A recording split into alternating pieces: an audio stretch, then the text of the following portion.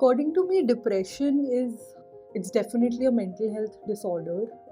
It pertains to, I'm sure there are chemicals in the brain which regulate our emotions, and I think, due to maybe lack of some of the chemicals in our brain, I think our dopamine levels kind of, go extremely low, and which is why a person, tends to feel very low about things. I have had, some of the members in my extended family who have, suffered from, long bouts of depression. I have personally experienced the depression in both personal and professional life. If I talk about the personal life, yes, I have gone through certain stages where I lost my, loved one, and I felt it very sad and depressed. And how did I overcome the challenges? Is to to let it pass, because it's a stage of life. And if I talk about my professional life, yes, of course, there are a lot of challenges comes when you work in the corporates and other companies. So you feel depressed or maybe challenged in your areas. I have had some opportunity to understand that, but I wouldn't say I understand it completely. People feel low in it, their motivation to do things decreases. It's a situation where other people cannot understand people who are in depression. There's a lot of stigma associated with it. Honestly, I think for those who suffer with depression or any kind of mental health disorder, it's very important to seek help. I feel like if we do not show that kind of ignorance to our physical health, even if we have a cough or a cold, we always try to kind of get it checked. So I think for mental health, or for a disorder like depression, anxiety, it's very important to reach out to a mental health expert, because they're doctors, right? It's time that we kind of normalize treating mental health experts as doctors of the mind. We understood how it impacts them, how it impacts us, and we gathered more information on it. We took help from professionals, we talked to healthcare experts and built further understanding on it.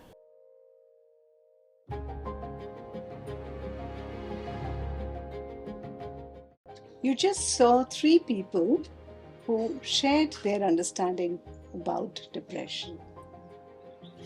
We had randomly selected these people, and this shows how prevalent depression has become. Depression is the 4th most common cause of disease in women and the 7th most common cause in men. So let's first understand what is depression, and what are the causes. How do we really understand it in more common terms? Depression is not just extreme sadness. It affects the brain and the body. It affects our cognitive abilities. It affects our behavior. It affects our immune systems. It affects our nervous system too. It's constant. It's oppressive.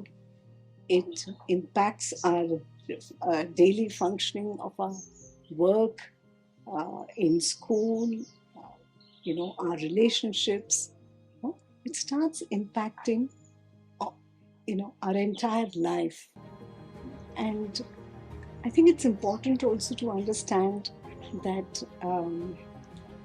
there are varying degrees of depression. Yeah, depression can be on a continuum, from mild, which maybe all of us have felt at some point in time, to moderate, where it may last for a prolonged period, 2 weeks or more. And sometimes it can be quite severe, where one may actually find it difficult to do even day-to-day functions, like even getting out of bed, or cooking a meal, or going to work. So really to think about it as something which can happen over a continuum of mild, moderate and severe. Yeah. And also to know the difference, it's not just low mood. You know, we often use this, I'm depressed, but it has just more than feeling low. Like you're saying, it can have prolonged impact on my day-to-day activities. And there could be dysfunctional depression where I can't do my daily chores, and the severity could be high, and I could be on a highly functional depression and I'm doing everything that I'm supposed to do in my daily life and still be depressed on a severity. I think even to make the difference between just having a low mood and feeling depressed, you know, and having depression. And I think important also to understand, depression can be caused by a loss, and grief, and and the difference between that and a clinical depression, because that can be, we take time, grief, because grief comes in waves, whereas depression is there, it's there at the back all the time.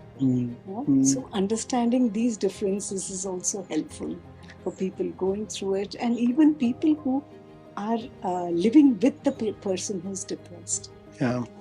I think because the support and the care that the person who's going through, I think plays a very big part in the prognosis and in the, how it can get treated. It's quite possible that it doesn't get picked up or understood even by the person who's going through it and people around them, because we tend to be like, maybe you're just sad, or why are you sad? But to really see that it is beyond just feeling sad about something, but it's a persistent feeling of sadness, which doesn't, sometimes there may not be any immediate trigger, and yet one feels like not that, good about not life. good about what you was, as we were discussing it, the helplessness and the hopelessness that is that feels then part of one's very being. I think in what both of you are telling, it also feels there are like situational and event triggered phase of a depression. Yeah, like loss of somebody, loss of potential opportunity. I was looking forward to this relationship, I was looking forward to this job, and I didn't get it, or the relationship broke, and the loss of that could have a depression phase.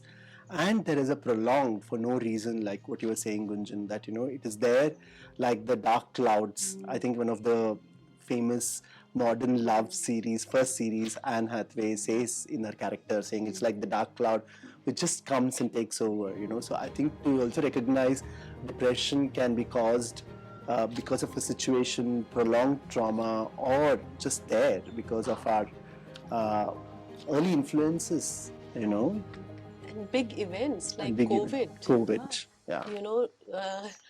Like those of us who never thought we may feel that way. Yeah. There were times when it just felt difficult to carry on with life, and Yeah. And I think the loneliness, the sudden feeling of not being in control, I think all these things is really what I think shook up people during COVID. And that's a very good example of how suddenly the social and the situational causes can create such conditions. And also, we heard one of the persons say, call it a disorder, right? Well, it is a disorder of sorts, but really maybe we can speak more on that. I think looking at disorder means different from orderly, like normality, right? Like, I mean, diabetic range also is somewhere we are saying normal. Yeah, it's a disorder. Out of range. So we are saying really what is this mental disorder is, okay, really not able to do functional, like what Gunjan and Ragini were saying, daily activities. Some normalcy is not there. And like we don't associate so much shame to diabetic, right? And if I have to take medication or if I have to go change my, to talk about it, even to talk to about share it. with somebody. Yeah, yeah. So to really see it's not a shame, and most often we don't talk about it because we feel something is abnormal in us. And to say, yeah, it's a disorder and it's treated like a lifestyle, but though it's not a lifestyle disease, but to say it is like that. I mean, I need to attend to it. Yeah, I think this is a very important point that you made about the associated shame with this. It's like, physically something goes wrong with us, we look for sympathy of others or care of others, we talk about it. But if something happens to us which is not so visible, it feels like, how can I feel this way? And perhaps that shame is also the reason why people may not seek help. It may be taboo to just talk about it, accept it as well. So I think the difficulty is that sometimes the person going through it is not able to explain it in that many words. See, when it's diabetes, you test it and you know your sugar is low. Yeah, but when you have depression, it's such an internal feeling that is so hard sometimes to even explain.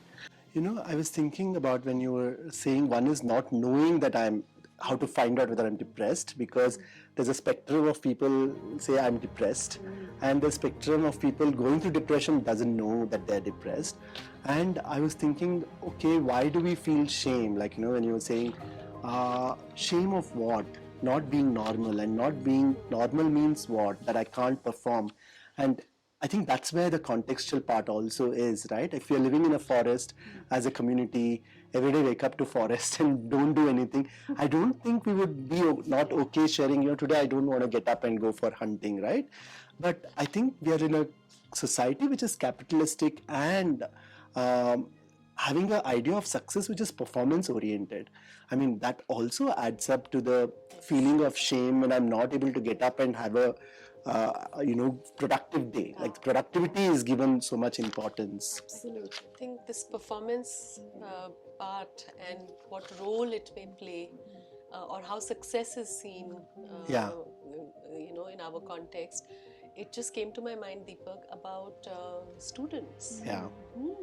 And this, Pressure to perform, and how often, when they transition from middle school to high school, and then the pressure of going to college or class 10 and 12, we know, and we read and we see around us, we see it in our practice, of how that pressure itself feels unbearable and could be a cause, very often is a cause of depression in youngsters. And the constant peer pressure and the peer comparisons, right? Those add to it. And we often associate performance with just studying and getting good grades and getting a promotion and high salary. I think in today's culture with Instagram showing all forms of success, right? Relationship. I mean, if you do this is the best relationship, and you're trying constantly importing that idea of relationship into your relationship and that also causes a dissonance and loss of that, hey, I don't have that kind of relationship, and Someone else has. what someone else has, and all forms of success and productivity we are calling and aiming for, which is also what we are saying is contextually impacting mind of the individual, Yeah, and surely the social media has made it worse because everything is out there for people to see and people to talk about. Yeah. And I suppose we are using the social media to also for the benefit of, somewhere giving information which can be used so we can normalize the idea of depression is not a abnormality. It is something to pay attention to.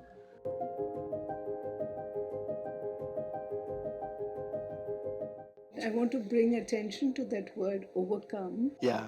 And so I'm thinking, is it about overcoming Or is it about first understanding, acknowledging, and then learning how to manage it, how to treat myself? Yeah?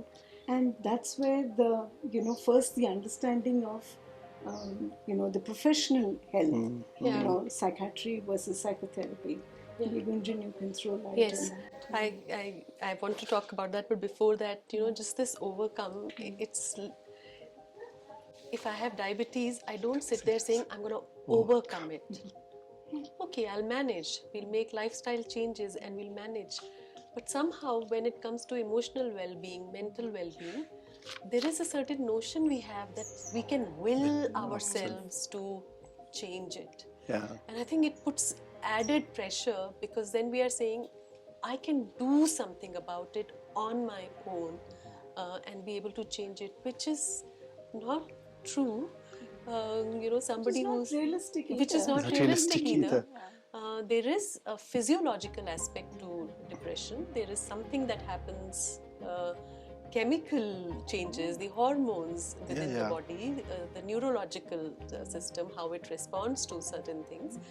And there are the triggers in the outside environment. So I think I just got in touch with that, Ragini, of how we think I should be able to, come on, you can get up, you can do it. get better, you can feel better. Or feel grateful of what you What have, you have. So So really the pressure to also say, we don't say this to somebody who has diabetes or cancer, yeah, that you can do it. you can do it. You don't need to go see a doctor. Yeah, we rush to Totally, take them to a doctor. Whereas coming to what help one can seek, the professional help, and there is of course the medical intervention. One could seek out the help of a psychiatrist who's a qualified doctor and can prescribe medication, and sometimes that's absolutely necessary. And at other times, one could also reach out to psychotherapists or psychologists who are trained to help people work through some of these difficulties that they are experiencing at a psychological, emotional level. And it's helpful to understand the difference. Sometimes the fear is, oh my God, you will put me on medications. That's not the first place to start. Yeah. It's an important intervention. But there is psychotherapy and then there is psychiatric help, and two can work together, sometimes just by themselves, but to know that there is professional help available in these forms. Yeah, and even if they take medication, right? Like even if it needs medication, the shame again, like associated that something is wrong with me, I have to be corrected. And I think even the medications are not to correct something; it's to make us available for some grounding, some reflection, which is where we can become a little more functional. And I also think we should talk a little more about what is the treatment, even if when people go to therapy or counseling, or what is that we do in that, so that we don't do magic. It's not like getting you off depression phase and getting you to normal. Like there's nothing like that. I think we should spend some time talking about that, I suppose. One of the approaches to treating depression is really, as we were saying, to consult a psychiatrist. Of course, the thing in India is that we have so few, and if I remember correctly, maybe there is 1 to 10 lakh people, which is very different from how it is in other countries, and that's also one of the reasons, perhaps, why it goes undetected or untreated. But consulting a psychiatrist is really something that you can do if you or somebody you know, a loved one, is going through depression. They will help you with information and may prescribe some medication for short term or a certain time period. And the idea is to take the medication as prescribed by psychiatrist. Very often we see in our practice that people just stop midway, or they decide how much dosage to take or what's working, or this didn't work for me, I never went back. So really to just take it like any other medication and consult a psychiatrist. That's one of the ways that one can get help, seek professional help for this. Yeah. The other, of course, is psychotherapy. Yeah, I think in psychotherapy also, what do we do? Like, in psychotherapy, it's not like a magic thing, or we don't have like a technique to get you out of depression. That's not what we are aiming at.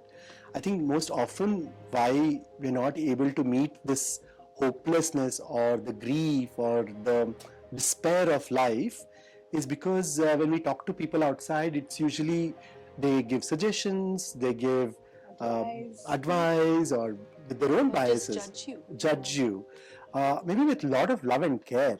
It's not just because they don't love you. Maybe because they love you, they want to give advices and they want to help you and all of it. But actually, what do we want people to feel is meet their hopelessness, meet their despair, meet their grief in a non-judgmental environment. And I think that's what I think psychotherapy offers, a space which is professionally, ethically contained, a relationship in a way where they can meet their own grief, own loss, and be with it, and deal with it in a way which is more in acceptance more than fighting it. And sometimes through this sharing and this talking, one is actually able to go deep into many aspects of the thought process or the feelings that have never been expressed. Yeah. Right? And this is such a safe, confidential space to express those. Yeah. It could be about themselves, it could be some relationship they've had, or it is about some experience in their life. See, it's not just one thing. It's a mixture of things that impact the individual. Right? So this is really, psychotherapy gives a space for expression, a safe expression where you can feel safe and not judged. And perhaps be heard. I think it's a very fundamental human need to be heard, to be able to really say.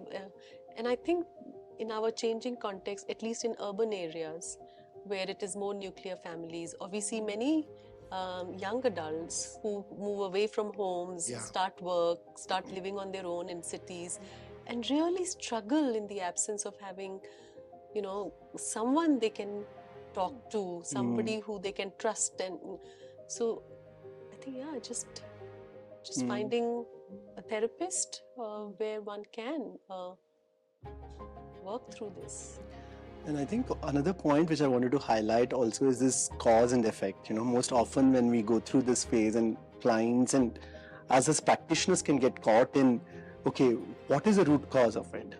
Just one of a very senior psychiatrist told that, okay, forget about the root cause, just let's deal with it because it's there right now.